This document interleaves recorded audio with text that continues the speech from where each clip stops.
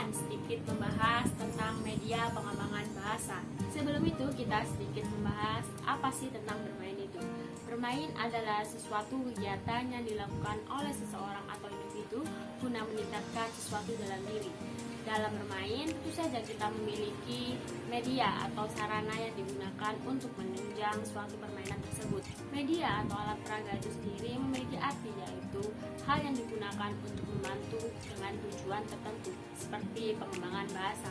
Perkembangan bahasa di sini memiliki arti, yaitu dasar kemampuan anak yang terdiri dari 4, yaitu menyimak, berbicara, membaca, dan menulis. Sedangkan media untuk pengembangan bahasa adalah suatu alat bantu atau alat peraga yang digunakan untuk menstimulus perkembangan bahasa.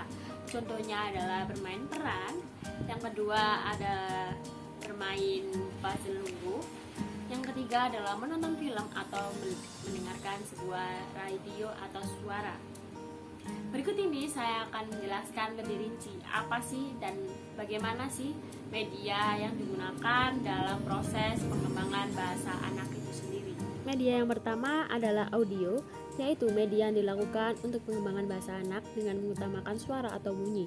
Manfaat pemakaian media ini yaitu melatih pendengaran anak, menambah kosakata anak, dan stimulus imajinasi anak. Contohnya seperti mendengarkan cerita atau dongeng. Yang kedua adalah media visual, yaitu media yang dilakukan dengan memanfaatkan indera penglihatan. Manfaat penggunaan media ini yaitu menstimulasi indera anak dan mempermudah pemahaman anak, contohnya menonton film atau gambar. Yang ketiga adalah media permainan.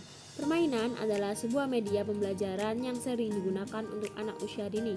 Namun, pada media ini bukan hanya sekedar permainan saja, namun memiliki sisi edukatif di dalamnya. Contohnya seperti puzzle, Lego, dan lain sebagainya.